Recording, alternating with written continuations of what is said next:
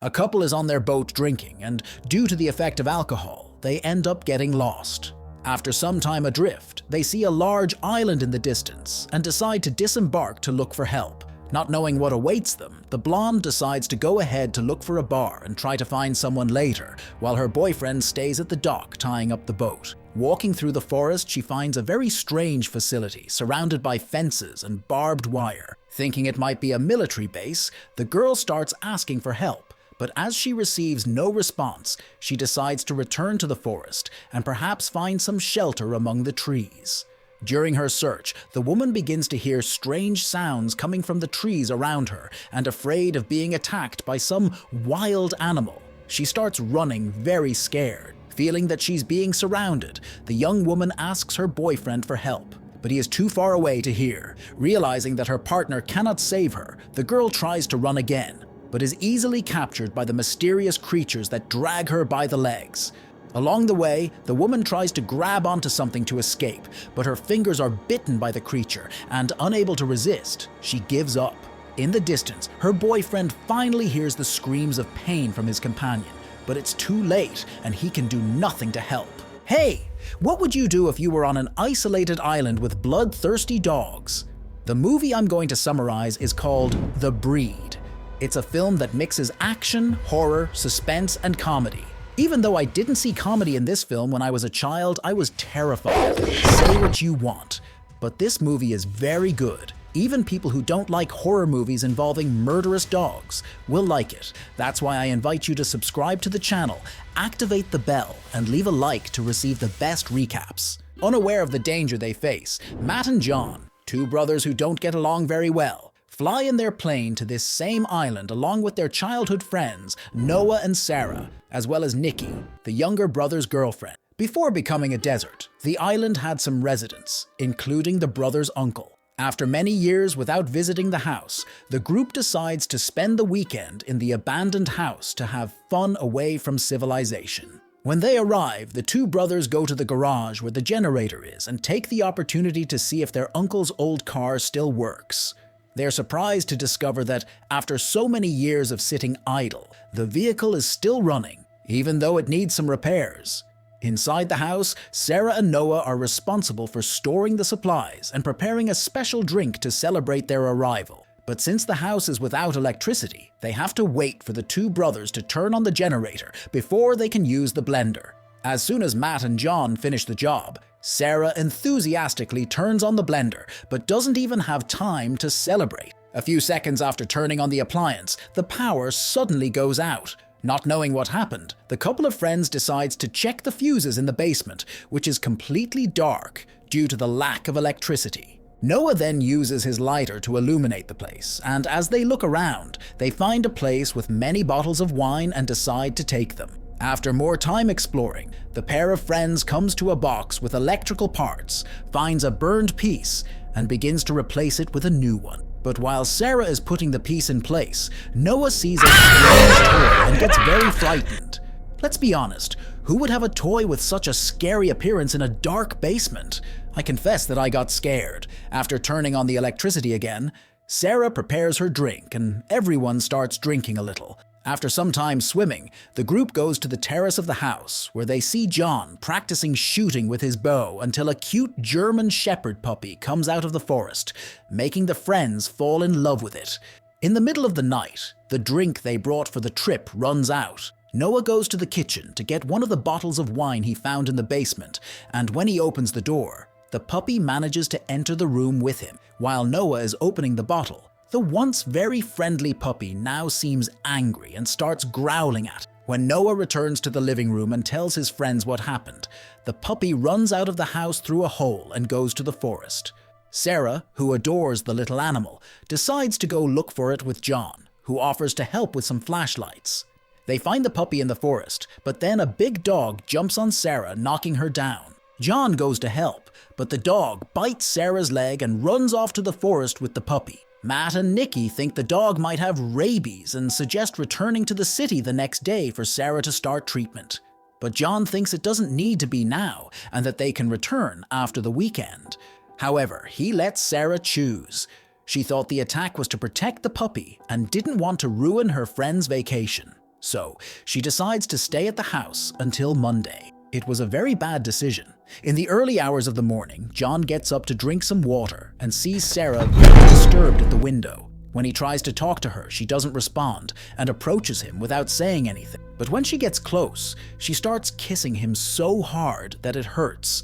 With John's groan and his expression of pain, something in Sarah's mind is activated and she comes to her senses, asking him to stay away. The next morning, the group of friends is having breakfast, and we notice that Sarah is strangely hungry, almost stabbing Noah's hand with a fork when he tries to take the last pancake. She seems to be angry, literally. After breakfast, John takes his bow to practice target shooting in the forest, and as they were bored, the other men decide to go with him, while Nikki stays to keep Sarah company. In the middle of the forest, the men find no signs of other animals, and with nothing to do, Noah sits on a log to take his camera, moving a little away from the group. While the man is cleaning the camera, he begins to hear growling sounds around him. He gets worried and starts looking for where the noise is coming from. Suddenly, he sees several dogs surrounding him from all sides.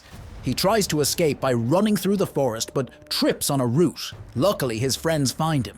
When he tells them about the dogs, the boyfriend of the woman who was attacked before appears. He is all covered in blood and says that the dogs don't want anyone on the island. But before he can properly explain, a huge dog jumps on him, knocking him down and devouring him along with the other dogs. The three frightened friends run to the house. When they are almost there, they see the girls who were in the water being chased by the dogs. They run to help them, but a dog bites Nikki's leg, holding her by her pants. John tries to save Nikki, takes his bow and shoots an arrow at the dog, but the dog noticed and moved away, causing the arrow to hit Nikki's leg, causing a lot of pain. Even so, he manages to drive the dogs away. Inside the house, Matt breaks the arrow with a tool and begins to remove it to treat the wound. While he prepares the bandages, he tries to understand what is happening and explains to his friends why that place now looks like a desert. Many years ago, a company rented part of the island to build a place that would train some dogs to help people who can't see well. But after some time, one of the dogs got sick with a very dangerous virus, and since all the dogs lived together, the sick dog passed the disease to other dogs that managed to escape from the place where they were being trained. With many sick dogs on the island, the place where they were being trained was closed and everyone had to leave the island, so it was left empty, as it is now. But since this happened at least a year ago, the dogs should have already died. What Matt is wondering is how they are still alive even after being sick for so long. After the conversation without reaching a conclusion, Noah, very frightened and nervous, starts shouting that they should seek medical help for the two girls who got hurt. But his screams attract the attention of one of the dogs, which jumps through the window and knocks him down. When he gets up, the dog goes in the direction of Sarah, and just in time, John manages to hold it. Seeing that his brother could also get hurt without help, Matt grabs an iron bar and runs there, sticking the iron in the dog's chest, which dies instantly. Seeing that the house is not safe, the group gathers their things, and when they are almost leaving, they see two rabid dogs at the dock, where the plane they used to reach the island is. Matt says it's better to wait for the dogs to leave, but after a little while, Noah looks out the window and sees the plane going away with the tide. The dogs gnawed the rope that held the boat. Besides wanting blood, the dogs are very intelligent. No longer seeing the dogs and knowing that they could lose the plane in the middle of the ocean if they delayed too much, the friends go to the dock, very nervous, and John jumps into the water to swim to the vehicle. When the water approaches, the aircraft rotates, and the guy sees that the two dogs that released the rope were hidden on the wing. The dogs jump into the water and swim towards John, who needs to quickly return to the dock to avoid being caught. After everyone reaches land, one of the evil dogs tries to attack the group, but Noah manages to hit it with a baseball bat. They take the opportunity to return to the house without being caught. Knowing that the dogs are dangerous, they reinforce the windows and cracks of the house with pieces of wood. After they finish, Noah tries to call emergency services, but the cell phones have no signal. Matt and John wrap the dog that tried to attack Sarah in a cloth and throw it away. With things seemingly safe, they decide that the best option is to go to the other side of the island. They think that the guy they saw being devoured arrived on the island somehow, and they think that the car he has can help get there. The problem is that the other side of the island is near the old dog place. And more, Matt says that even if there is no way out, they can find something to communicate with in the facilities. With the plan ready, the guys decide to go to the garage to see if they can get the old car running again. But when they leave the house, the dogs come running towards the body that the brothers threw outside and start eating. Seeing the crazy dogs out there, the trio returns to the house and decides to think of another strategy. Matt wants to go to the garage using the rope that connects the two places, but for that he needs the pulley that was on the zip line outside. The guy sees that the animals are busy eating and runs to get the thing. He tries to be very discreet, but one of the dogs notices. Luckily, he gets back inside unharmed. While Matt fixes the pulley on the garage rope, even with Nikki injured, she convinces him that, being lighter, she should check the car. When everything is ready, the girl starts to descend on the rope, but the hungry dogs see her hanging and run after her, while her friends try to distract them. After entering the garage, Nikki gets into the car, but it doesn't start. Meanwhile, the dogs outside push hard and manage to open a hole in the gate. Nikki is forced to exit through the sunroof and hold onto the wooden beams to avoid being eaten. After getting out, the group brings her back with an improvised rope, and while the angry dogs try to catch her, John hits one of them in the heart with an arrow. During the night, the light suddenly disappears, and thinking that the fuse is having problems again, Noah offers to go to the basement to turn on the light. When he gets there, he hears strange noises from where that scary doll was. As he approaches, one of the dogs jumps at Noah's neck, tearing his throat, crushing his trachea, and cutting his jugular in a brutal way. Matt and John hear the noise and go to the basement, but find their friend dead. They lock the door to hold back the dogs, but it doesn't help much, because outside, several dogs go wild and start breaking the wooden windows to enter the house. The group decides to go up to the attic. When they're almost there, one of the evil dogs grabs Matt from behind and starts biting him, but John manages to drive the dog away. With everyone up there, the dogs are dominating the whole house. They only have the supplies that are with them in the attic, so they need to think of a way to get out of there soon. When dawn breaks, they leave the attic to see if the animals are still in the house, but it seems they have already left. Then the brothers go to the garage. Matt starts acting differently and goes with an open chest. While John is driving, Matt pushes the car until it starts. But with all that noise, the dogs manage to find them and start chasing.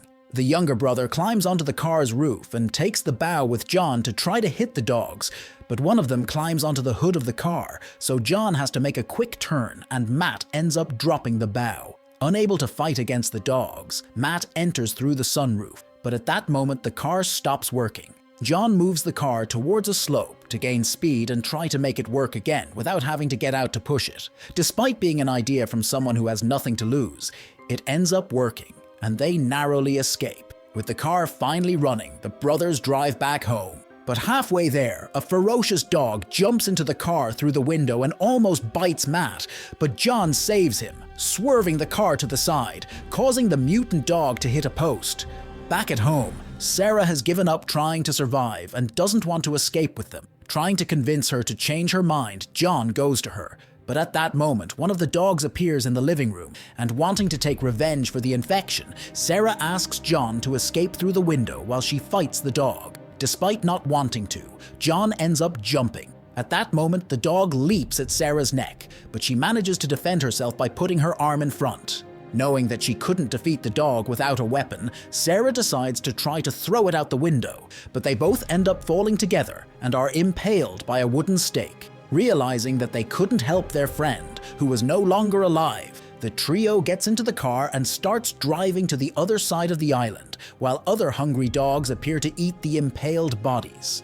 When they reach the other side, the group decides to enter the building to try to call for help on the radio, but during the search, they discover that it wasn't a place to train guide dogs, but a laboratory that was genetically modifying the animals to become fighting machines. It turns out that, in fact, the satanic dogs were never contaminated with rabies. They were modified to be out of control. Realizing that they had gone too far, the researchers decided to kill the animals.